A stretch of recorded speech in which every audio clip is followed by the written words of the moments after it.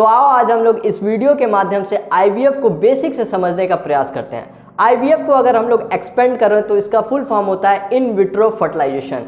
अगर बात करें इन विट्रो की तो इन विट्रो मतलब बॉडी के बाहर किया गया हुआ प्रयोग स्पेशली लैब में, और फर्टिलाइजेशन का मतलब होता है मेल गैमेट और फीमेल गैमेट का फ्यूजन। ये एक मॉडर्न टेक्निक है जिसमें मेल गैमेट यानी कि शुक्राणु यानी कि स्पर्म का फीमेल गैमेट यानी कि एक ओवम या फिर अंडों के साथ फर्टिलाइजेशन कराते हैं, वो भी बॉडी के बाहर स्पेशली लैब में, और इससे बनने वाले एम्ब्रियो को फिर से फीमेल बॉडी के अंदर यूट्रस में यानी कि गर्भाशय में वापस से डाल दिया जाता है। इसी को आईवीएफ बोला जाता है यानी कि इन विट्रो फर्टिलाइजेशन। मेल के टेस्टिस में स्पर्म का फॉर्मेशन होता है जो कि पेनिस के द्वारा बाहर इजैकुलेट हो जाता है यानी कि निकल जाता है। वहीं फीमेल का काउंटर पार्ट एग या ओवम होता है जिसको अंडा भी बोला जाता है। जब स्पर्म वेजाइना के अंदर रिलीज होता है तो ये स्पर्म यूट्रस के थ्रू फैलोपियन ट्यूब में जाता है। फैलोपियन ट्यूब एक तरह की नली होती है जो कि यूट्रस के दोनों साइड में होती है। वहीं पे दोनों साइड में लगे होते हैं ओवरी जो कि एग को रिलीज करते हैं। ये एग रिलीज होकर के फैलोपियन ट्यूब के अंदर जाता है और वहीं पे स्पर्म जा करके फैलोपियन ट्यूब के अंदर स्पर्म और एग का मिलन होता है जिससे कि एम्ब्रियो बनता है। ये एम्ब्रियो एक सेल फिर 2 सेल फिर 4 ऐसे ही करके बहुत बार डिवाइड करके और लगभग 5 दिन में यूट्रस के पास पहुंचते हैं। और जब यूट्रस में कंडीशन नॉर्मल होता है तो प्रेगनेंसी रुक जाती है, और किसी कारणवश अगर ये प्रोसेस सही से नहीं हो पाता है, एब नॉर्मल हो जाता है कंडीशन, तो प्रेगनेंसी नहीं हो पाती है। इसके लिए आईवीएफ का भी यूज किया जाता है। आईवीएफ कराने के लिए बहुत सारे रीजन हो सकते हैं, बहुत सारे कारण हो सकते हैं। आओ हम लोग समझते हैं कि कौन आईवीएफ करा सकता है।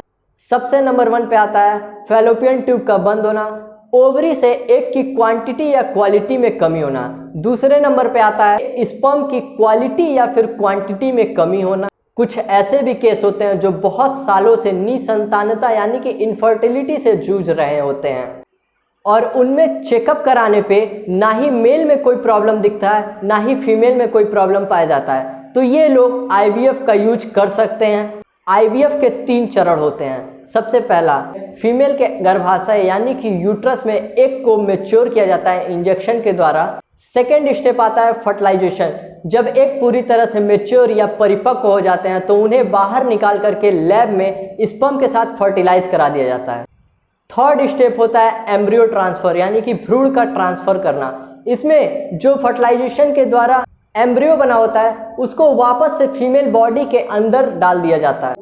क्या आईवीएफ एक रिस्की प्रोसेस होता है? सबके मन में ये मिथ या मिसकॉन्सेप्शन होता है कि ये एक रिस्की प्रोसेस है, लेकिन नहीं, ये एक बहुत ही सिंपल प्रोसेस होता है जिसमें बॉडी हार्मोन इंजेक्ट किया जाता है, और बॉडी हार्मोन लॉन्ग टर्म के लिए बॉडी में नहीं रहता है यानी कि इससे नुकसान नहीं होता है। ये एक पेनलेस प्रोसेस होता है यानी कि इसमें दर्द नहीं होता है।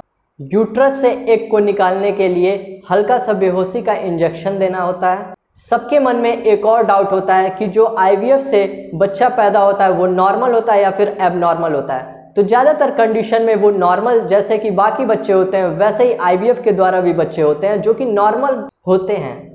आईवीएफ कहाँ से कराएं?